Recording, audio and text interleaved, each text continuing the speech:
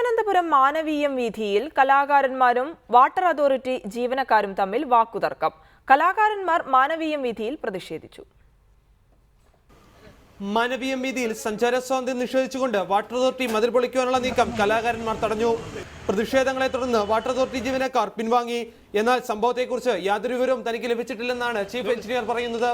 എന്ത് വില കൊടുത്തും മതിൽ പൊളിക്കുവാനുള്ള നീക്കം ചെറുക്കുമെന്നാണ് കലാകാരന്മാരുടെ പക്ഷം. നമ്മുടെ പ്രിയപ്പെട്ട കവിയായ വയലാറിൻ്റെ പ്രതിമ മുതൽ തൊട്ടപ്പുറത്ത് ദേവരായ മാസ്റ്ററുടെ പ്രതിമ വരെയുള്ള ഈ വീഥി എന്ന് പറയുന്നത് എല്ലാ ഞായറാഴ്ചയും കലാകാരന്മാർ ഒത്തുകൂടുന്നു, എല്ലാ പ്രവർത്തകരും ഒത്തുകൂടുന്നു, അവർ വരയ്ക്കുന്നു, നൃത്തം ചെയ്യുന്നു, നാടൻ പാട്ട് പാടുന്നു. അങ്ങനെ നിരവധി പ്രമുഖരായിട്ടുള്ള ആളുകൾ ചേർന്നുകൊണ്ടുള്ള വലിയൊരു കൂട്ടായ്മയാണ് ഈ മാനവീയം വീഥിയിൽ നിരവധി കാലങ്ങളായി നടന്നുകൊണ്ടിരിക്കുന്നത്. ഇപ്പോൾ ഇവിടെ നമ്മളോടൊപ്പം കേരളത്തെ എം എ ബേബി സാർ ഉൾപ്പെടെ ഞങ്ങൾ മിനിസ്റ്ററെ കണ്ടപ്പോൾ ഇവിടെ വാട്ടറിൻ്റെ പൈപ്പ് പോകുന്നത് കൊണ്ട് ഇവിടെ ഞങ്ങൾ ചോദിച്ച ചില സൗകര്യങ്ങൾ, ടോയ്ലറ്റ് ഫെസിലിറ്റിക്കും ഈ ലൈറ്റ് ആൻഡ് സൗണ്ട് സൂക്ഷിക്കുന്നതിനൊക്കെ സ്ഥലം ചോദിച്ചപ്പോൾ അത് തരാൻ പറ്റില്ല, ഇവിടെ കുഴൽ പോകുന്നു, അതുകൊണ്ട് പറ്റില്ല എന്ന് പറഞ്ഞെടുത്ത് ഇങ്ങനെ ഈ ഒരു ലിഫ്റ്റ് ഇത്രയും വെയിറ്റുള്ള സാധനം ഈ കുഴലിൻ്റെ പുറത്തുകൂടെ എങ്ങനെ കൊണ്ടുപോകാൻ പറ്റും?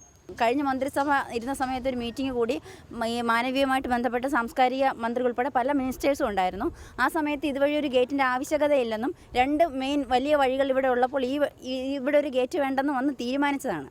ആ തീരുമാനത്തെ മറികടന്നുകൊണ്ട് ഇപ്പോൾ എന്തുകൊണ്ടാണ് ഇങ്ങനെ ഒരു പ്രവർത്തനം ഇവിടെ നടക്കുന്നതെന്ന് നമുക്കറിയണം. അതും തീർത്തും രാത്രിയിലാണ്.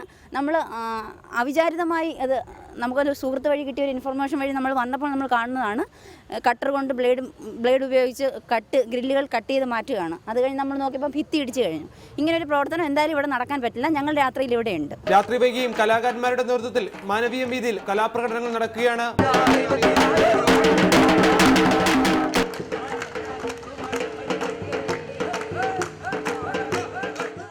റിപ്പോർട്ടർ തിരുവനന്തപുരം.